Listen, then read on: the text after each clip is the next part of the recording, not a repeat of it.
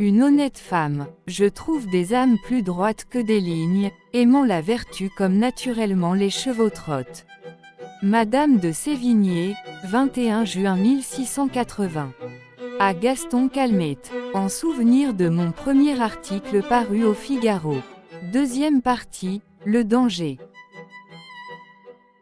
Paul Ferrière se promenait avec agitation à travers le salon à demi obscur. On avait fermé les persiennes à cause du soleil, par les fentes, il entrait suffisamment de jour. Madame Ferrière servait le café. Toujours 3 morceaux, gourmands. Il ne répondit pas et continua sa promenade. Elle l'arrêta au passage. « As-tu des affaires qui te préoccupent ?»« Non, c'est-à-dire, oui, un peu. » Elle posa la tasse sur le marbre de la cheminée, vint à lui et voulut tendrement lire dans ses yeux. « Tu es singulier depuis quelque temps. Es-tu fatigué ? Je n'ai rien. » Il chercha à se dérober, mais elle le retint. « Si, tu as quelque chose. Tu ne dois rien me cacher, souviens-toi. » Il répéta. « Je n'ai rien, je t'assure. » « Écoute, reprit-elle, ce mois de juin est magnifique et tout doré de soleil. Allons nous installer à la campagne. Ce n'est pas loin, tu reviendras les jours d'audience sur ta bicyclette. » « Mais c'est impossible, ma chérie. »« Oh, impossible, nous l'avons fait l'an dernier. Je suis plus occupée cette année. À la campagne il est doux de vivre. On s'y repose en respirant. L'air y est frais et parfumé. Il ne vous vient que des pensées paisibles. Tu ne veux pas, plus tard, au mois d'août, pour les vacances. Jean et Claire y seraient si bien. » Injuste, il répliqua, « Tu ne t'inquiètes que d'eux. » Mécontent de lui-même il reprit sa promenade, et devina sans les regarder que les yeux de sa femme étaient pleins de larmes. Après quelques tours, il s'arrêta et parut se décider. « J'ai besoin de marcher, je sors. Tu ne veux pas m'accompagner ?» Cette dernière question était faite visiblement avec le désir d'une réponse négative. « Où vas-tu ? » demanda Germaine. « Je ne sais pas. Peut-être à Annecy-le-Vieux, justement, voir l'état de notre domaine. »« Tu ne viens pas. » Elle osa à peine murmurer. « Je ne suis pas libre. Je dois conduire Claire et Jean à leur grand-mère. » Il n'insista pas, et il l'embrassa sur le front avant de partir. « Tu vas à pied ? » demanda-t-elle. « Non, à bicyclette. Tu seras plus vite rentrée. »« Oui, adieu, chérie. » Après le départ de son mari, Madame Ferrière demeura songeuse. Active et peu portée à la rêverie, elle essaya de secouer sa torpeur, prit un journal, un livre, les repoussa, ouvrit le piano, le referma, et finalement réclama ses enfants. Eux seuls la pouvaient distraire de sa vague peine. Elle s'intéressait à leurs jeux comme une petite sœur, sa fraîcheur d'âme et leur naïveté se convenaient à merveille. Jean, se haussant sur la pointe des pieds, atteignit sur la cheminée la tasse de son père, la fit basculer et répandit le café sur son costume neuf. Sa mère accourut et sa première pensée fut pour son mari. Paul n'avait pas bu sa tasse. Il est plus préoccupé encore que je ne croyais. Puis, au lieu de gronder le polisson, elle le consola tout en l'essuyant, car, déjà sensible à la vanité des habits, il était fort penaud de sa maladresse. Pendant ce temps la petite Claire déchirait consciencieusement les journaux du jour. Le mal était consommé quand la jeune maman qui sautait de l'un à l'autre les lui arracha des mains.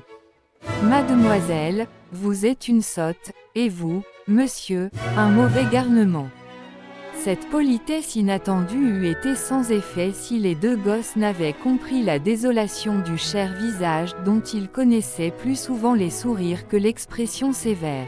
« Votre père ne les a pas lus, » ajouta Germaine devant les papiers lamentables. Le petit Jean se glissa hors du salon et revint les mains pleines de journaux maculés, mais intacts. « Tenez maman, voilà, Claire ne les touchera pas. » Il avait cueilli à la cuisine ses vestiges du mois précédent.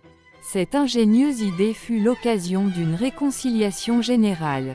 Mais Germaine, examinant sa conduite, s'adressait des reproches. Paul assure que je ne m'intéresse qu'à mes enfants. Il a peut-être raison. Seulement les pauvres petits ne peuvent pas se passer de moi. Ils ont plus besoin de moi que lui.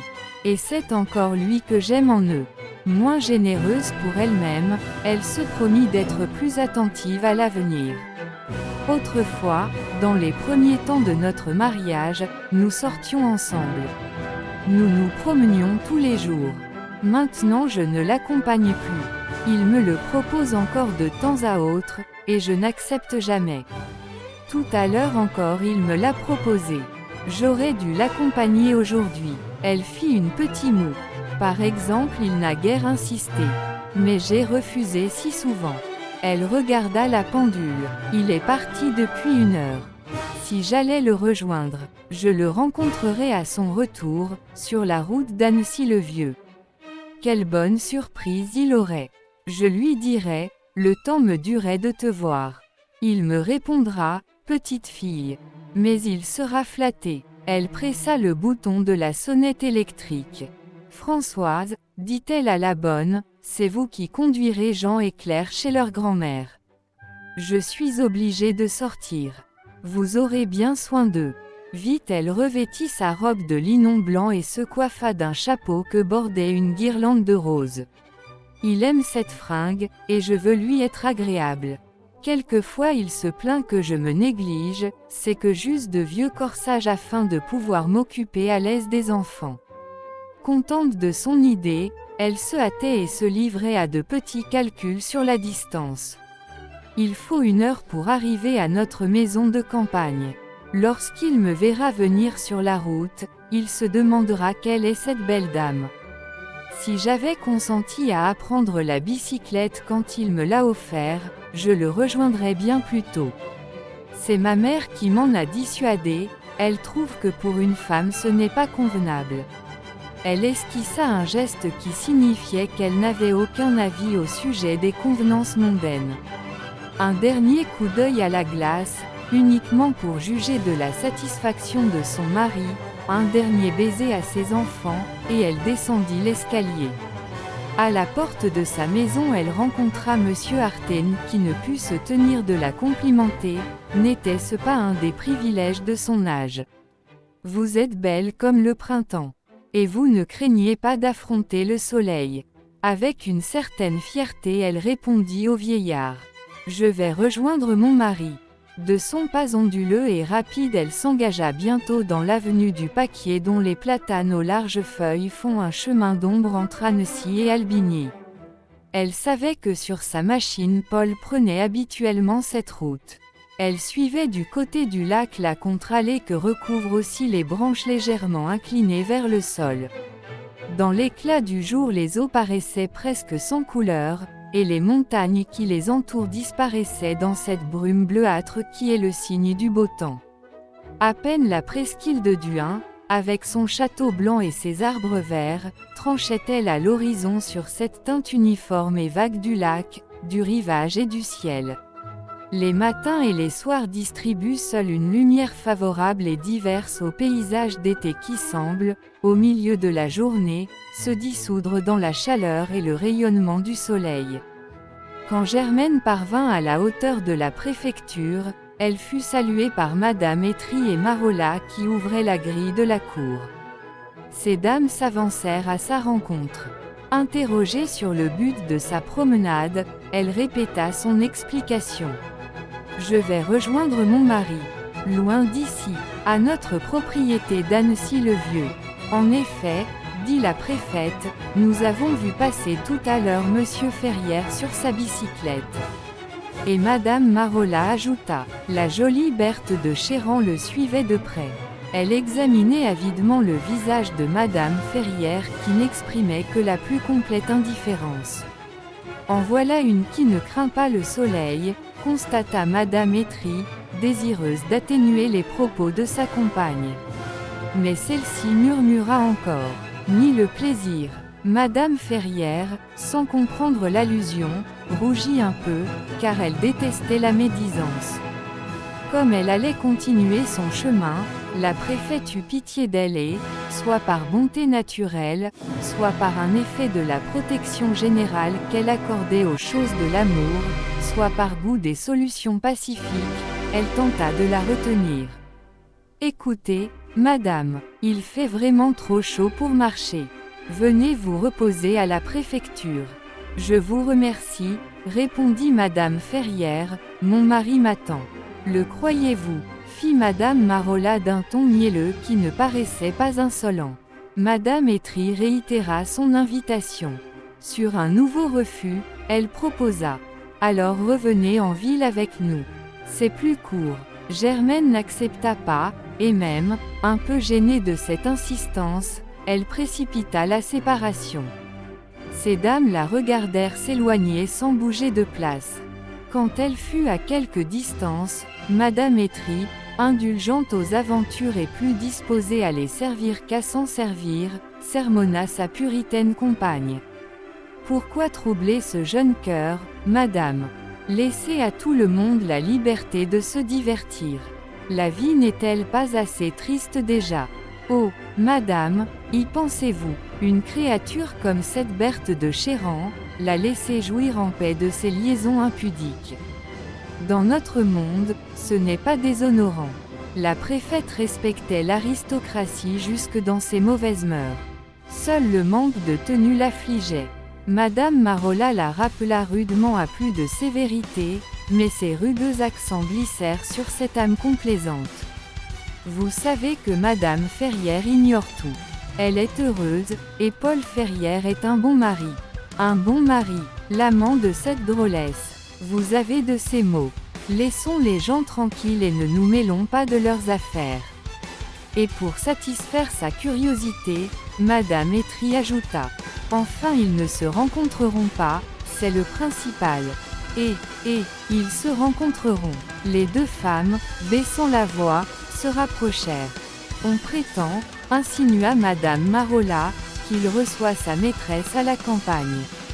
À Annecy-le-Vieux, mais alors nous avons eu tort de ne pas arrêter cette malheureuse. Il faut que justice se fasse. Vous êtes terrible, et pour si peu de choses. Peu de choses, protesta madame Marola indignée, retenue seulement par le respect hiérarchique. La mère d'un conseiller de préfecture ne doit-elle pas les plus grands égards à la femme d'un préfet? Madame Etry ne l'écoutait pas.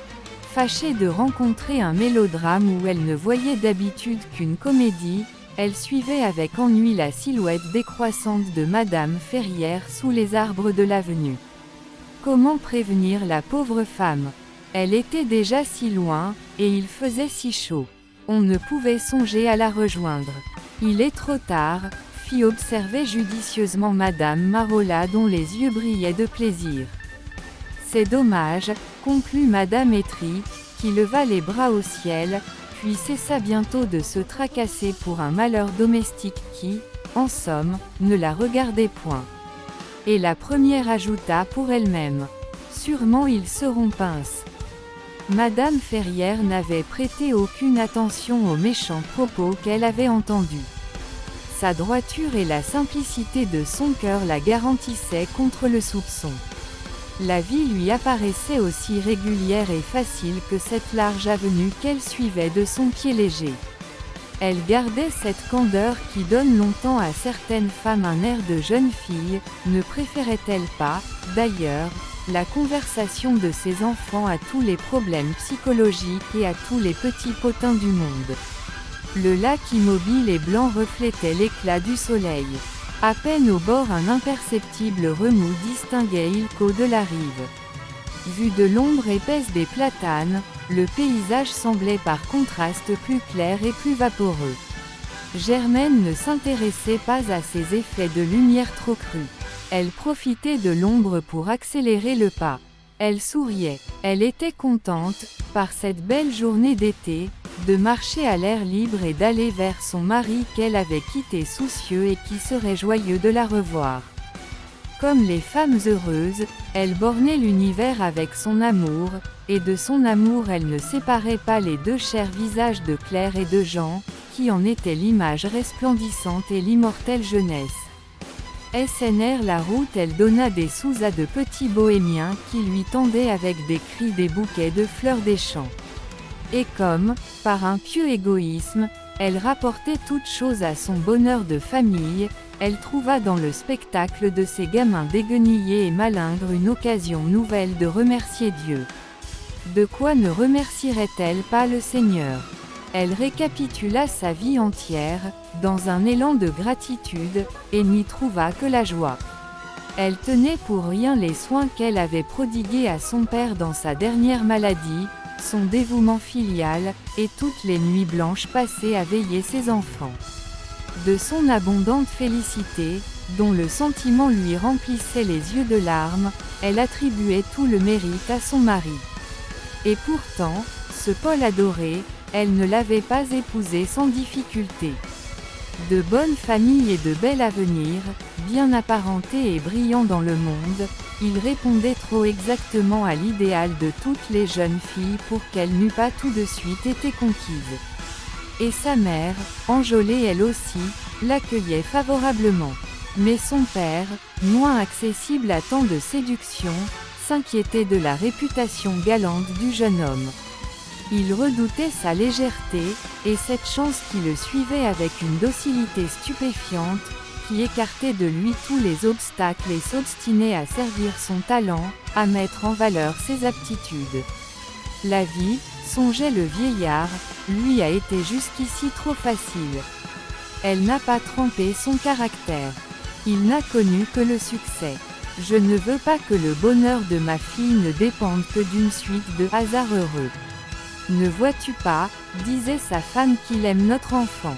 Et il répondait, sans doute il l'aime, hier il aimait ailleurs. Soupçonne-t-il seulement ce que doit être l'amour dans le mariage, amour indissoluble et sacré, patient et calme, capable de supporter la félicité sans mollesse et l'infortune sans faiblir. Cependant il n'hésita plus dès qu'il comprit le doux secret de Germaine. Celle-ci avait deviné, sans l'approfondir, la résistance paternelle. Comme elle traversait le village d'Albigny et prenait à gauche le chemin montant d'Annecy-le-Vieux, elle récapitulait toutes les raisons que le passé lui donnait de se réjouir. Pauvre père, se disait-elle, et ce souvenir l'attrista un instant. Il est mort rassuré sur mon compte. J'étais mariée depuis 2 ans et le petit Jean commençait à marcher. Il a pu constater mon bonheur avant de mourir. Brusquement les derniers conseils que le vieillard lui avait adressés peu de temps avant sa fin lui revinrent à la mémoire. Sois courageuse, lui avait-il recommandé un jour comme elle l'entretenait, tout extasiée de son bonheur. Les épreuves te viendront. Aucune vie humaine n'en fut exempte. Qu'elle te trouve préparée. Sois courageuse. Il lui parlait ainsi, un jour de son dernier automne, sur la terrasse d'Annecy-le-Vieux où elle se rendait en ce moment, en face du panorama splendide qu'offre aux lumières de septembre, quand le soleil descend, le lac et sa bordure sinueuse de montagnes. Mais les épreuves n'étaient pas venues. D'où pouvaient-elles venir? Entre son mari et ses enfants, n'avait-elle pas placé son bonheur en sécurité, et que pouvait-elle craindre? La marche et ses pensées lui étaient si légères qu'elle eut peur d'être trop heureuse. Redoutant quelque accident imprévu, elle se mit à prier et prit la résolution de mériter mieux à l'avenir, surtout dans sa conduite envers son mari, la protection divine dont elle sentait la présence. Après le village d'Annecy-le-Vieux, elle monta par un sentier vers la Sapinière, ainsi nommée parce que la propriété confinait aux sapins de Blaisin qui relie la colline aux pentes de Verrier. Loin de ralentir le pas, elle l'accélérait malgré la montée. La joue un peu rose, le souffle un peu rapide, elle se hâtait, comme une amoureuse qui court à son rendez-vous. Elle trouva la porte du jardin ouverte. Il est là, se dit-elle joyeuse. Mais la maison était close. Vainement elle essaya d'entrer. Il aura oublié les clés. Elle le chercha à la ferme. On ne l'avait pas vu. Elle commençait de s'inquiéter, quand elle aperçut derrière la maison, adossée au tronc d'un chêne et dissimulée par les feuillages, 2 bicyclettes dont elle s'approcha. Elle reconnut sans peine, au guidon droit et au timbre de nickel, celle de son mari. L'autre était une élégante bicyclette de femme. Germaine posa la main sur son cœur. Il battait si fort qu'elle aurait pu l'entendre. Vite elle chassa les mauvaises pensées qui venaient l'assaillir. Je suis folle, et bien peu digne de mon bonheur. Paul a rencontré quelqu'une de nos amies et l'a emmenée à la Sapinière. Peut-être Berthe de Chéran, que Madame Etry a vue sur la route. Elle comprit tout à coup les allusions perfides de Madame Marola et ne voulant pas s'y arrêter, elle les écarta de toute sa confiance. Mais sa grande joie était tombée. Cette surprise qu'elle pensait faire à son mari, elle n'en attendait plus aucun plaisir. Elle, qui sur le chemin était si légère, se sentait les jambes fatiguées et la poitrine lourde.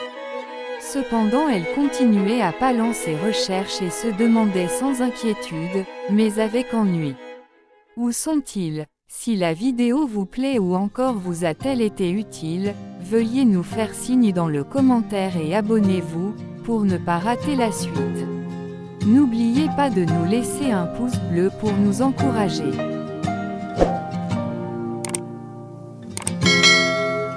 Every corner I turn is your ghost. You're just echoing cold in my mind.